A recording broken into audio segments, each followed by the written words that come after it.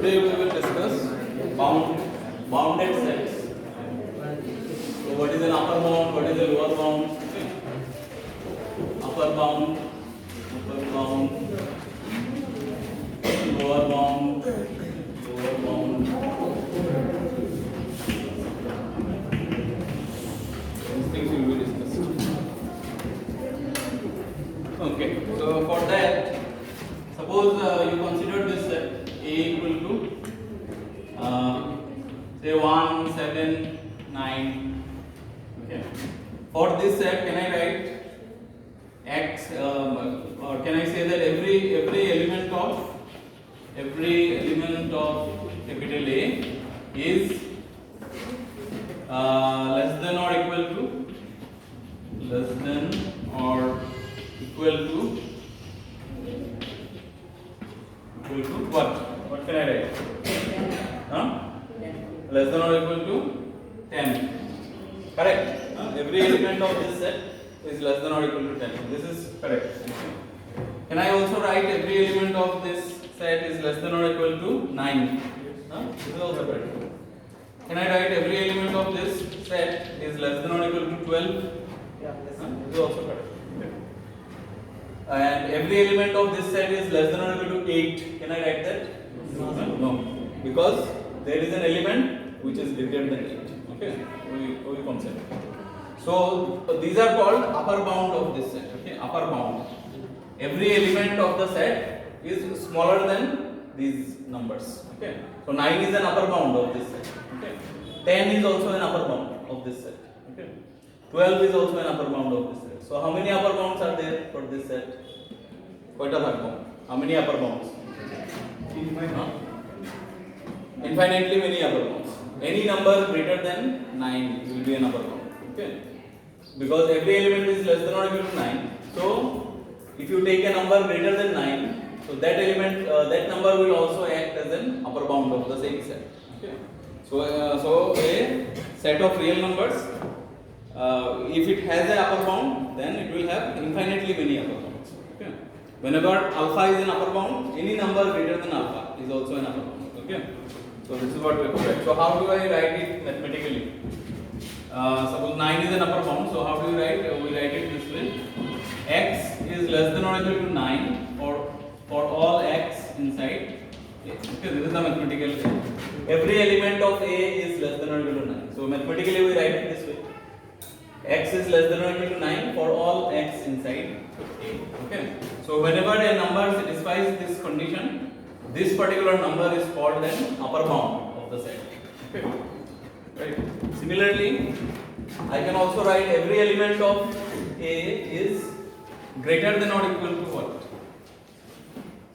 Every element of A is greater than or equal to, say, 1. So 1 is called a lower bound. Okay, lower bound. Every element of A is greater than or equal to, say, minus 1. So minus 1 is also a lower bound. Okay. Say I write something like minus 100. Okay, this is also a lower bound. So if there is a lower bound, every element smaller than that will also act as a lower bound. Okay. So for lower bound, what should be the condition? X greater than or equal to 1 for all x belongs to A. Then 1 is called a lower bound. Okay.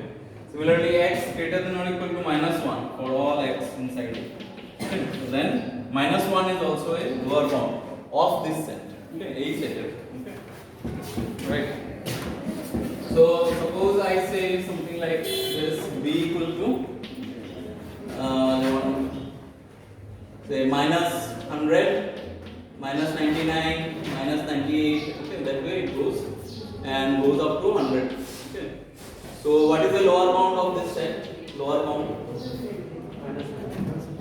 minus 100 will act as a lower bound. Any other lower bound? Minus minus what? 101. This is also a lower bound. Okay. Another lower bound is say 101.5. This is also a lower bound. Okay. Any number less than minus 100, that is a lower bound. What is an upper bound of this set? Upper bound is 100. 99 is not an upper bound because more than 99 there is one number there. So upper bound is 100. Another upper bound will be something like say 100 and 100.1. Okay, this is also a upper bound. Another upper bound will be something like 1000. Okay, so any number greater than 100 is a upper bound. Okay, so this is what we have to write. So the first definition that comes is upper bound of a set. Upper bound of a set.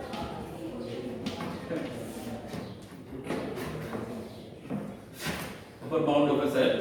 Okay. Let A subset of R. A is a subset of the set of real numbers. Then a real number alpha in R. I have already written real number. A real number alpha is said to be or is called an upper bound. It's called an upper bound of A if x less than or equal to alpha for every x inside. Every element of A is less than or equal to alpha. Then alpha is called an upper bound of A. Very simple definition.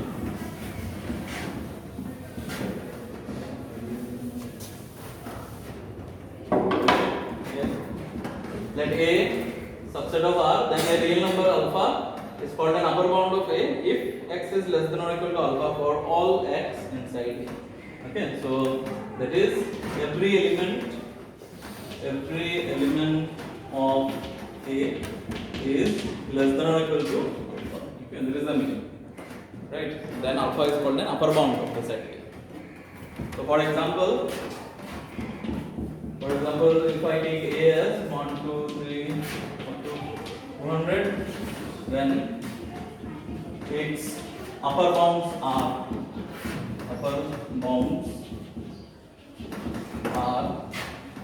so 200 is an upper bound, 200.5 is an upper bound, 306 is an upper bound. Okay, any number greater than equal to 200 is an upper bound.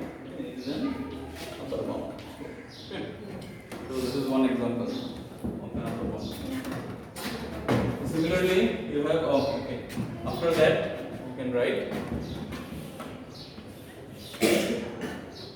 if a set A subset of R has an upper bound, so every set may not have an upper bound.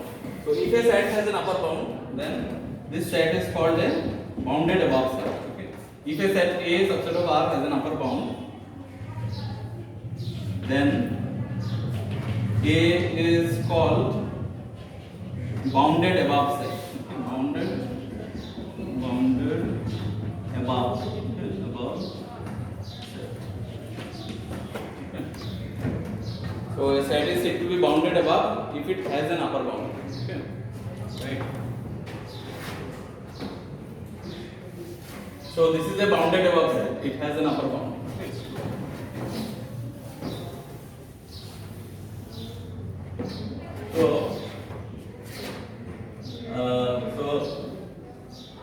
So let us define this bounded above set formally. Bounded above set. What is that? Above set. A set A, which is a subset of R, is said to be bounded above. It will be bounded above if it has an upper bound. That means if there is a number alpha which satisfies this condition. Okay. If there exists alpha inside R such that x is less than or equal to alpha for all x inside. Okay. So such an alpha is called an upper bound of A. Upper bound of. So So I said A subset of R is said to be bounded above if there exists an alpha inside R such that x is less than or equal to alpha for all x inside A. Okay. So such an alpha is called an upper bound of A. Clear? Then similar to this concept, there is a concept called lower bound. Okay. Lower bound like that. So let us just directly start with bounded below set. Bounded. Let's continue that way. Lower bound. Okay, what is the lower bound of the set? Lower bound. Let A subset of R. Then a real number alpha is said to be a lower bound of A. Lower bound of capital A if x is greater than or equal to alpha for all x inside. Every element of A is greater than or equal to alpha. Okay, that is every element of A is greater than or equal to alpha. Okay, that is the meaning of lower bound. So similar to this bounded above set, there is a concept called bounded below set. Bounded below set. So I said A subset of R is said to be bounded below if there exists an alpha in R such that x is greater than or equal to alpha. Greater than or equal to alpha for all x inside A. Such an alpha is called a lower bound of A. It's called a lower bound of A.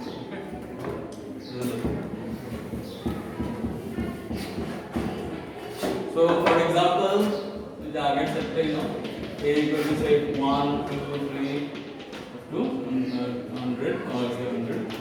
Okay, then its lower bounds are okay,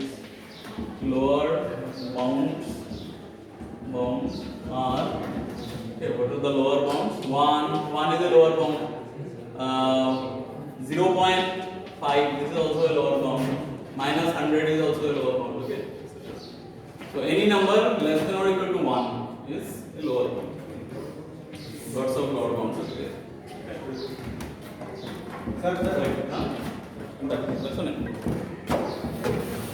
Set A is said to be bounded below if there exists alpha in R such that x is greater than or equal to alpha for all x inside A. So we have to learn this definition, it's very important.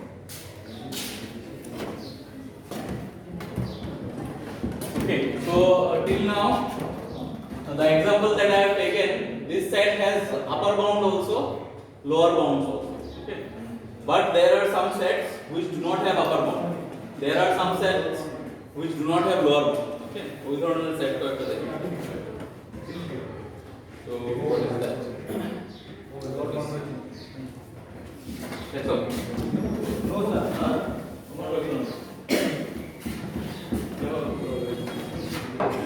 Is said to be bounded below if there exists one. Okay. So the next concept is So we will see some examples of sets which are bounded below but not bounded above. Okay. So you just write that as a question. It will be easier.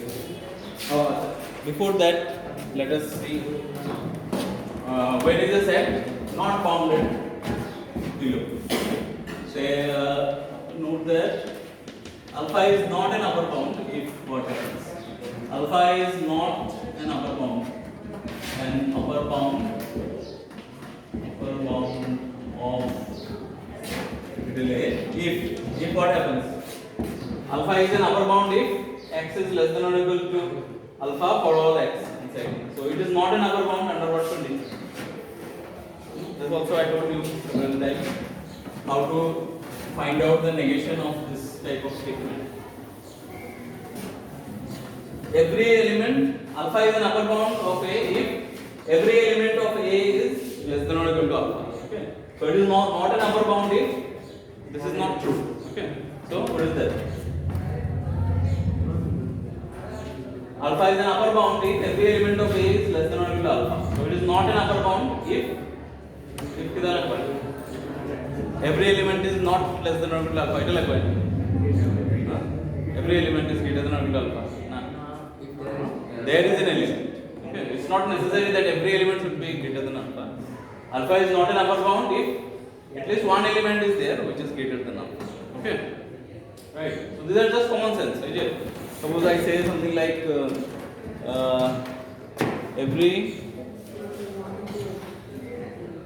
every day of the week is Monday.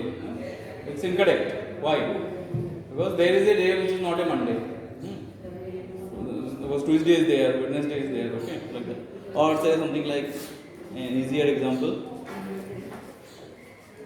Okay, say every player of Indian cricket team can score centuries. So this is also not true. Because there is some player who has never scored century in the entire career. Okay, lower orders usually. Or say every player in the Indian cricket team plays like Virat Kohli. This is also false. There are some players which who cannot play anything. Okay, so that is the thing.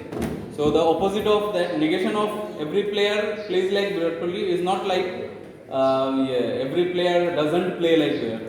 There are other players who play like Virat Kohli. Pandya. Okay. So sometimes Ravindra Jadeja. Okay, so the negation is not every player cannot play like Virat Kohli. Okay, there is some player who cannot play like Virat Kohli. Okay. So if alpha is not an upper bound if there exists an x inside A such that x is strictly greater than alpha. Okay.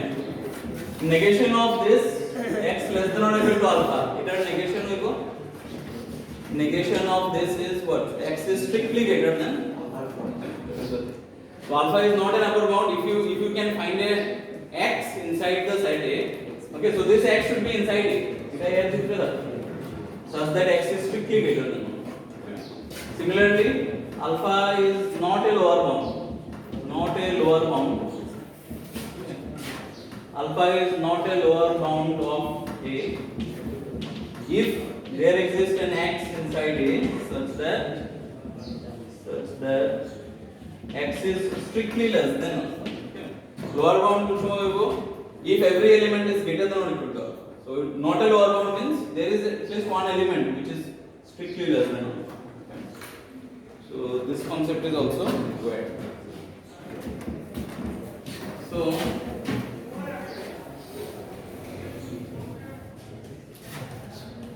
So you can write this as an exercise. So give example of a set that is number 1 bounded above but not bounded below. Okay, not bounded below.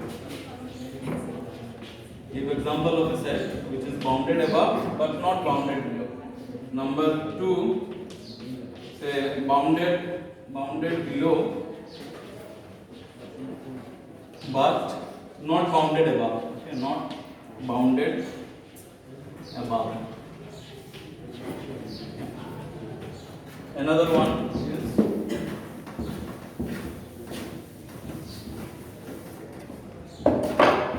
number 3 is neither bounded below nor bounded above. Bounded above nor bounded below. Okay, the other example we have already done. Both bounded above and below. It is very simple. Take any finite set. That is both bounded above and below. The example that I gave 1, 2, 3, 200. This is a set which is both bounded above and bounded below. Okay. So I am not including this again. So for the first one, can you say one example? Bounded above but not bounded below. Can you say one example? Minus 1? Q minus. Okay. Q minus one set of positive, negative rational numbers. Okay. set of negative rational numbers. Okay. Right, good. So this set is bounded above by what number? Find an upper bound of this set, negative rational numbers. And an upper bound here is 0. 0 is an upper bound. Upper bound. 0 is an upper bound of this. Okay. Because why? Because x is strictly less than 0 for all x inside Q minus. Okay. Every negative rational number is strictly less than 0. Okay. So for an upper bound we want less than or equal to. So here one of the conditions is satisfied. X is strictly less than 0. Okay. So 0 is an upper bound. 1 is also an upper bound. 2 is an upper bound. Okay. Many are there. So 0 is an upper bound of this. But there is no lower bound. Okay. There is no lower bound of this set. If you are given a lower bound, suppose L is a lower bound of this, you can find another rational number which is smaller than this. So suppose somebody says that L is a lower bound of this. So I will just take another number L minus 1. This is also a rational number, but this is much smaller than L. So we can never get a lower bound. Okay. Suppose somebody claims that yes, I have got a lower bound L. Okay, immediately you can say no, you take L minus 1. That number is smaller than L. So how this is your lower bound? That is the concept, because there are infinitely many rationals. Okay, and you subtract one from a rational number, the answer is also a rational number. Okay, so nobody can claim that I have got I have got a lower bound of this set. That every rational number is greater than or equal to L. This is never true. Okay. Right. So 0 is an upper bound of this set, but Q minus is not bounded below. Bounded below. Oh, okay. The example that I gave, suppose somebody comes up with a rational number, okay, then in that case you can take L minus 1. If somebody comes up with a irrational number, okay, so you can just take something like greatest integer function of L. Okay, I want this to be a rational number. Okay, I have to find something which is there inside Q minus. Okay, so we can take greatest integer function of L, then minus say 5, 7, 8. Okay, anything. So this is a smaller number than L. That's it. Right. So means it's not necessary that lower bound of a set or upper bound of a set should be inside the set. Okay, it's not necessary. The lower bound of or upper bound of this set can also be root 2. Root 2 is also an upper bound. Okay, but it is not rational number. Okay. So upper bound, lower bound, they are actually real numbers. They can be rational, they can be irrational also. Okay. So that L minus trick will not work here. We have to take greatest integer function of L. Okay. Greatest integer function in higher secondary you have done. What is the greatest integer function of say 1.5? What is that? It is the greatest integer which is smaller than 1.5. 1.5. Immediately choose integer. What is that? 1. Okay. Greatest integer function of minus 1.5 minus 2. Okay. Minus 1.5 is somewhere here. 0, minus 1, minus 2. Okay. Minus 1.5 is somewhere here. So immediately smaller than that. So there is the. So we can do this.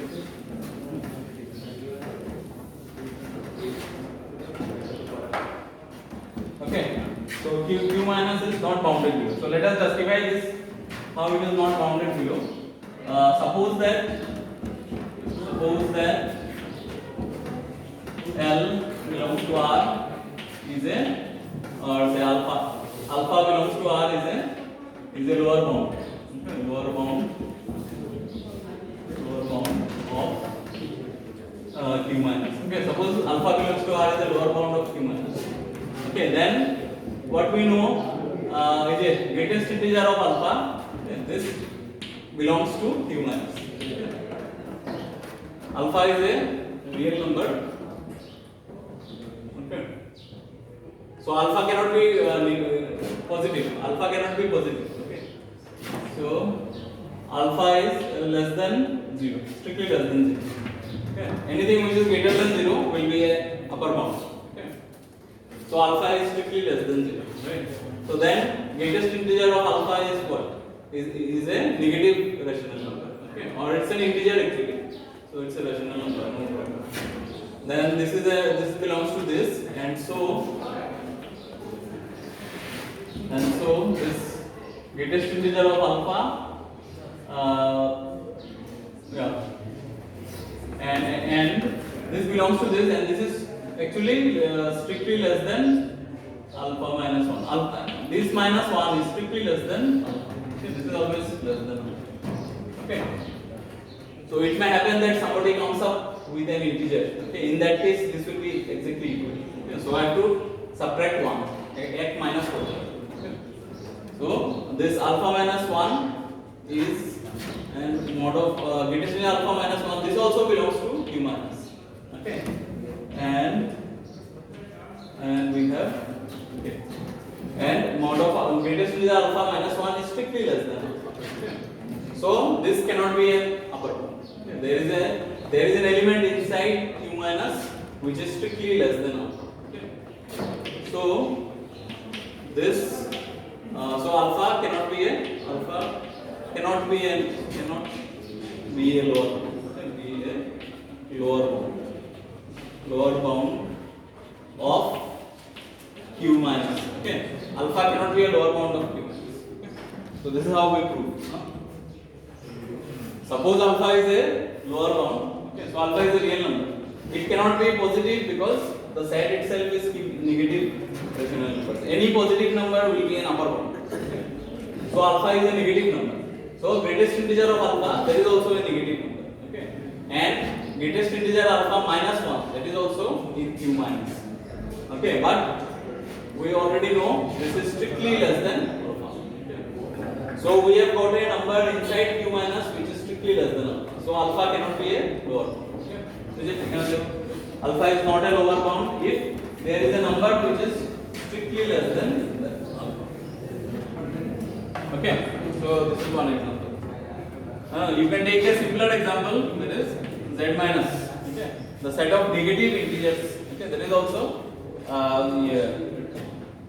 is bounded above but not bounded below. Okay. So this z minus is bounded above. Okay. Another example, not bounded below. Okay. Not bounded below. And you can take some other examples like this set, the interval minus infinity to say 5. Okay. Open interval minus infinity to 5. Okay, this is bounded above. Why? Every element here is less than or equal to 5. Okay, strictly less than 5. But it is not bounded below. Okay, because it contains all real numbers which are less than 5. Okay, so this is not bounded below. Okay, so this also can serve as an example. Minus infinity to 5. Okay. So for the second one, bounded below but not bounded above, what you will take? Bounded below but not bounded above. Second example. You can start with q plus, z plus, or you can take say 5 to infinity, 0 to infinity, this type of sets. Okay. So these are bounded below but not bounded above. Okay. You can also take the set of natural numbers. Okay. The set of natural numbers is not bounded above, but it is bounded below. Bounded below by 1. Okay. The smallest number is 1. That is the thing. And what is this? Neither bounded above nor bounded below. No, not q plus. If you take q plus, then it is bounded below. So you just take integers, rational numbers, real numbers. Okay. They are neither bounded above nor bounded below. Right. So for the third one, these are the examples: set of integers, set of rationals, set of reals, and these are all here. Right.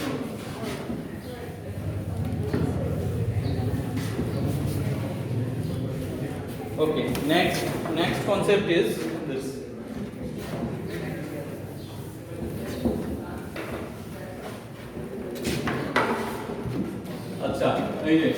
Suppose you consider this set 1, 2, 3, 4. Okay. So see, these are the elements of this set 1, 2, 3, 4. Okay. So what are the upper bounds of this set? Vector look at 4. 4 is an upper bound. Okay. Then say 4.5. 4.5 is an upper bound. 5 is an upper bound. 100 is an upper bound. Okay. Like that. 1000 is an upper bound. So many upper bounds are there. Okay. But out of all these upper bounds, which upper bound is something special? 4. 4 is the नीचे upper bound. Okay.